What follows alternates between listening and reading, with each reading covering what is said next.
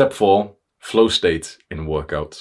The majority of people work out in such a pathetic way. They go to the gym, they're trying to get into the zone, they're trying to perform well, and yet they keep checking their phone, they keep changing over to the next track of degenerate music, to the next song, to the next song. Here they are messaging someone on the rest break from weightlifting. Here they are talking to someone there. Absolutely no focus. You'll notice that the best athletes don't train like this. The best athletes seem very focused for all of their practice sessions. And this is like the mindset we need to have when we go to the gym, when we go train in a workout. We need to see it as like this practice session that we're trying to get continuously better. The overwhelming majority of guys who go to the gym, doing some weightlifting, they make all their muscle in like 1 year and then stop making gains after that because they stop challenging themselves. The challenge stays there, but their skill goes slightly above it, and that's why workouts just get more boring. Workouts, especially the ones where you're trying to build muscle and strength, they should be incredibly hard and strenuous. When you remember the first workouts that we did, the ones that really built a lot of muscle, how hard it was. You couldn't even open like your arm the whole way because you were so sore the day after of training biceps for the first time. It shouldn't be so different from when you become more of like an advanced athlete. It should be super difficult. You can show up to the gym and you can even physically train hard, but if you're not mentally in a flow state, you will not perform your best. You will not hit many PRs. You will not actually keep making gains. Most people's gains just kind of plateau after a while. It's because they don't train their mental state. Because mind wandering, just thinking about something irrelevant, remembering the thoughts and memories, checking your phone and being distracted like that, that will 100% lower your performance in the gym. And if your performance is lower, then your results will be lower as well. And this is 10 times more apparent when you do more of the HIIT CrossFit style workouts, which, like, for example, I could do, like 10 reps of this exercise, like I'm doing a kettlebell swing, right? Then you put it down, I'm sweaty, I'm panting, I'm tired.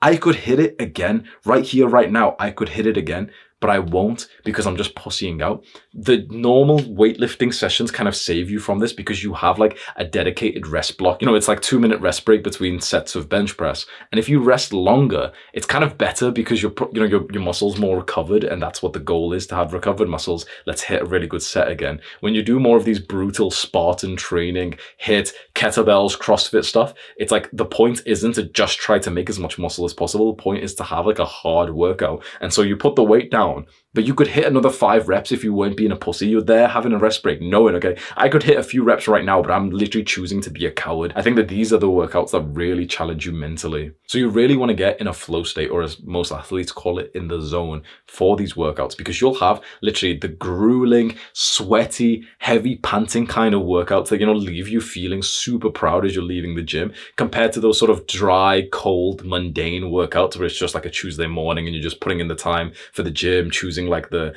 gym shoes and the shorts that you're going to wear today. Step 4.1, choosing the right workout for you. I've mentioned in this video that I changed over my workout routine, and this has meant a lot to me. I was a weightlifter for so long, and now I literally only use like the CrossFit kettlebell style of workouts. I just do a bunch of like hard exercises, and I'm sweating. The protocol is like you're doing a bunch of movements every minute. So it's like you've got a timer ready, and every minute you're going to do like the same 6 movements for like 1 or 2 reps. Then you put the weight down and it's time to go again within like 25 seconds. And so it gets kind of scary after a few rounds. You can just research this online. It's just kind of like CrossFit style workouts. It's called EMOM, there's Metcon. A lot of like the weightlifters won't understand this, but in CrossFit, you're not just trying to like, do 3 times 8 reps. It's like you're almost partaking in a fitness challenge. So it's like, okay, we've got 15 minutes on the clock, and here's like a list of exercises that we need to try and get through. So it's got to be fast. So if you're sat there wanting to take like 2-minute rest breaks, you won't perform well. The reason why I switched over here, why I'd ask you to just be open to what I'm about to say, is because I realized that before this, I was only sort of externally focused.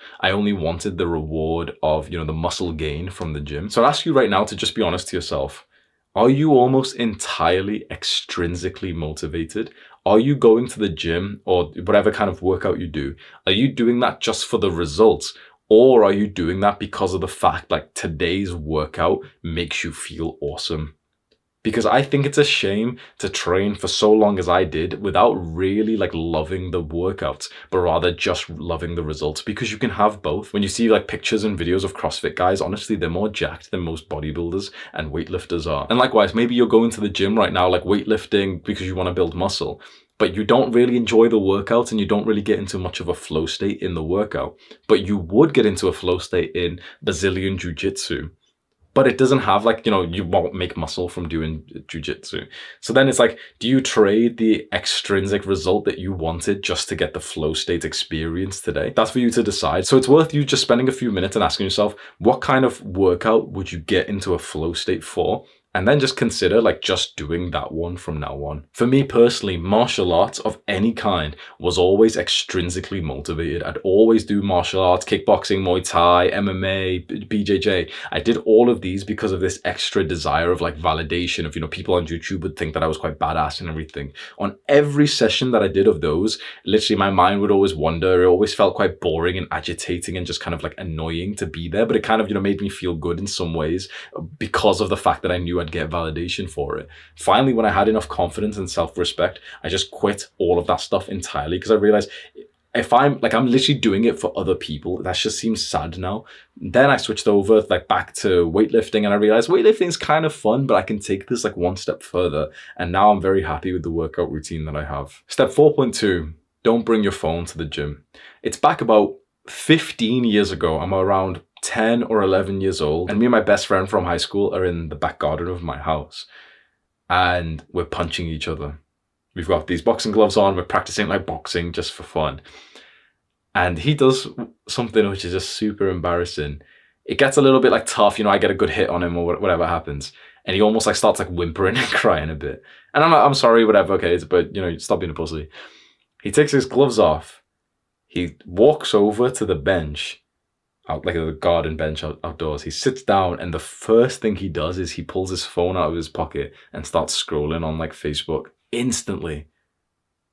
It was so odd to see this. Like I instantly lost respect for him like forever because I was just, imagine how odd that is that here you are sparring with someone, he gets hurt and it's like his natural reaction is to just pull his phone out and just start scrolling and just get distracted instead. It kind of makes sense because maybe it was too intense for him or something and, you know, Facebook gave him a sense of like comfort or pleasure or something. But that isn't far from most people's experience in the gym. They experience it being a little bit tough and out of nowhere they just choose to voluntarily distract themselves and to lose their flow state. The best workouts you'll ever have, correct me if I'm wrong, but the best workouts you will ever have is when you go to the gym, you don't touch your phone, you leave the music playing and you don't even keep changing the tracks or anything. You've got your hood up and you're literally sweating and grunting and like you literally feel awesome. Most people don't work out like that. Most people will go and do like one set in the gym or 2 minutes and they'll just be like hopping back onto their phone. I'll give a disclaimer that sometimes this can be okay if you're doing certain activities. So for example, sometimes I like going to the gym and doing like zone 2 cardio, literally just walking on the treadmill. And I'll use my phone for the entire time that I'm there because I'm literally just multitasking like sort of shallow work, which is absolutely fine. But if you're trying to have like an awesome workout, you're actually trying to like grind and do something big, to constantly keep stopping to check your phone is just, it's sapping your potential. So when you're on a rest break at the gym, in my opinion, you should stare at the equipment or the weight like a psychopath. Let's say you've just hit a set of bench press. Straight after that, you know, you rack it. Everyone will check their phone and just fuck around, right? I would, if I was you, almost turn around or stand up and look at the bar like it's your fucking enemy and just stare at it like a weirdo. Because that, like, literally keep your eyes pinpointed on it. Kind of like Huberman's advice, you know, of keeping your eyes like quite squinted, of focusing on a very small bit. It just makes you like feel so much more like, I don't know, like badass or hardcore. It puts you into like beast mode. It sounds cringe, but it's true. And that's so much better than just quickly, oh yeah, let me go check if Hamza's posted on Instagram. Like, it's on the rest break that most people sacrifice the next set because they get distracted. And if you sacrifice the next set, then you've sacrificed your entire workout. And if you've sacrificed your workout, then you're sacrificing your health and your physique, your fitness.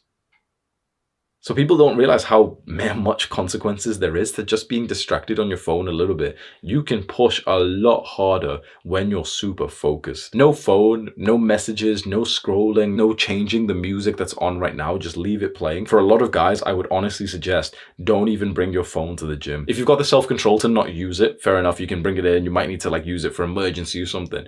But I'd say for the majority of people, they don't have the self-control. They'll just automatically pull it out because of muscle memory. If you just put the phone somewhere else, put it in the locker, leave it at home and go to the gym, you will actually end up having such a better workout than usual. And truthfully, what I've realized is that you don't even need music for a good workout. For most of my workouts, I've always listened to music. It just seemed like the right thing to do. It seems almost weird to not work out with some like songs playing. Now I'm at the exact opposite end of that, where I've realized that it might be better to work out in silence, because that's when your own brain will start to say the kind of motivational thing. So you know how sometimes you're listening to a song and the rapper or singer says something kind of cool that makes you press a little bit harder? Why don't you just say that in your own brain? Why do we need some other guy who's like talking about his success and how great he is, how much testosterone he has compared to you, and that he's sleeping with girls and essentially you're not? And here you are thinking like, yeah, me and this guy are so cool. Me and this rapper are so cool, bro. He's not talking about you. You seem like a chump. You're like a fucking like a worshipper of Drake, of all these like rappers. We're worshippers of these people. We literally worship them as gods, listening to their message 24/7. Think about how fucking weird this is. Rappers will literally rap about how great they are and about how many women they fucking impregnate. And we will be here brainwashing ourselves to their message, thinking like, yeah, we're so, this feels so good.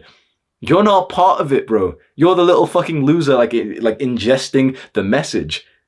That doesn't make you cool. That makes you like super uncool. And that's not even to mention all the problems of it being like degenerate music, of it like really starting to reframe your mind and your affirmations of the world. And, he's talking about being so cool that he robs people, that he's aggressive, that he's this type of person, that he sleeps with loads of women. And here we are listening to it, and it starts to form these beliefs in our mind. You can't listen to someone inside of your fucking brain, of someone speaking about being a degenerate, and it's good every single day, and then hope not to become a degenerate from that.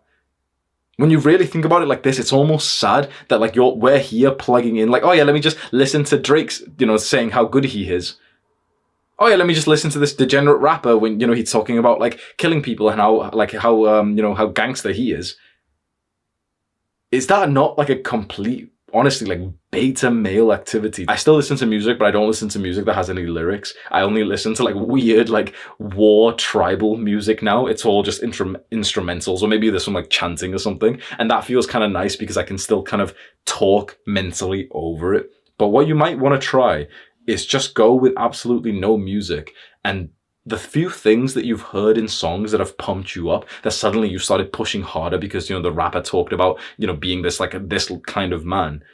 You could say those things without the song playing anyway, and you'll probably say them even better. And if anything, you'd be training your own brain to say like words of strength. Come on, I can do it. Come on, I can push harder. I can and I will. Step 4.3, warm up, literally. You've always heard of the concept of warming up in the gym. Yeah, what's your warm up today? Yeah, you're just warming up.